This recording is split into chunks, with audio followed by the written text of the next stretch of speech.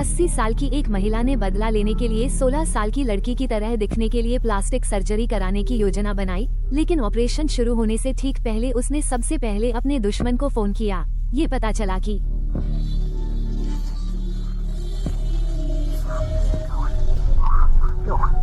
ये बूढ़ी महिला वास्तव में थाईलैंड की सबसे बड़ी गैंगस्टर लॉर्ड हो है, जो पूरे दक्षिण पूर्व एशिया में आटे के कारोबार की प्रभारी है। ये सिर्फ इसलिए था क्योंकि छोटे भाई ने गुप्त रूप से 2 बैग आटा बेच दिया था। ठगों ने एक कचरा बैग डाल दिया छोटे भाई के सिर पर। गलती करने वाले छोटे भाई का सबके सामने दम घुट गया। मरने से पहले मृत भाई ने मार्क्वेस को बताया कि उसके अधीनस्थों के सभी मालिकों ने उसे धोखा दिया था।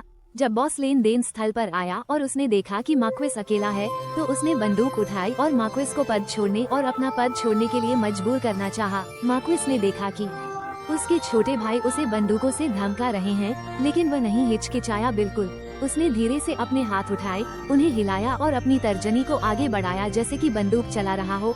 हॉल में मौजूद बुजुर्गों ने सोचा कि मार्क्वेस भयभीत हो गया है और वे सभी हंस पड़े। वर्ष का दिन उनका सामूहिक स्मृति दिवस होगा। मार्क्वेस को लंबे समय से पता था कि ये लड़के सामूहिक रूप से विद्रोह करना चाहते थे। उसने पहले से ही बांध पर कई स्नाइपर्स तैनात कर दिए थे, बस उसके हाथ बढ़ाने और आदेश देने का इंतजार कर रहे थे। अग्रिम रूप से उसी समय विद्रोहियों पर गोली चलाई जाएगी। युवकों को सामूहिक रूप से दूर भेज दिया गया।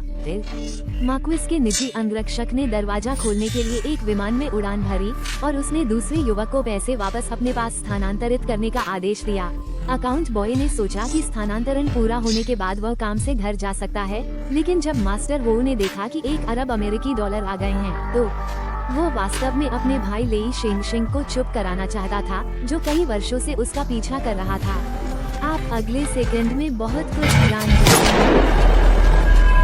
श्री वो ने सोचा कि ऐसा करने से वह सुरक्षित हो जाएंगे। जब उन्होंने अपने छोटे भाई का शव सामने देखा, तो श्री हो ने एक संतुष्ट मुस्कान दिखाई, लेकिन उन्होंने कभी उम्मीद नहीं की थी कि लेई झानशिंग ने पहले ही अनुमान लगा लिया था कि श्री हो ऐसा करेंगे। लोगों को मार डालो और उन्हें चुप करा दो। पैसे ट्रांसफर करते समय उसने मार्क्वेस का ध्यान दिए बिना यूडू को बदल दिया और तुरंत इसे अपने खाते में ट्रांसफर कर दिया, ताकि मार्क्वेस उसे पीट कर मार डाले। अप्रत्याशित रूप से लेई झानशिंग की पानी में गिरने के बाद मृत्यु नहीं हुई।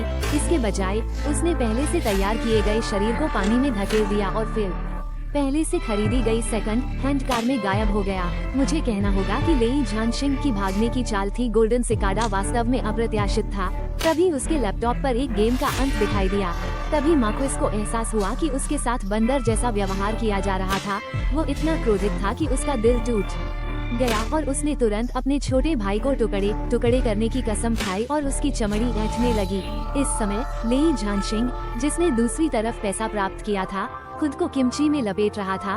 न केवल उसका चेहरा बदल गया था, बल्कि उसकी मुखर डोरियों और ऊंचाई की भी प्लास्टिक सर्जरी की गई थी। उसकी पहचान करने का कोई तरीका नहीं था और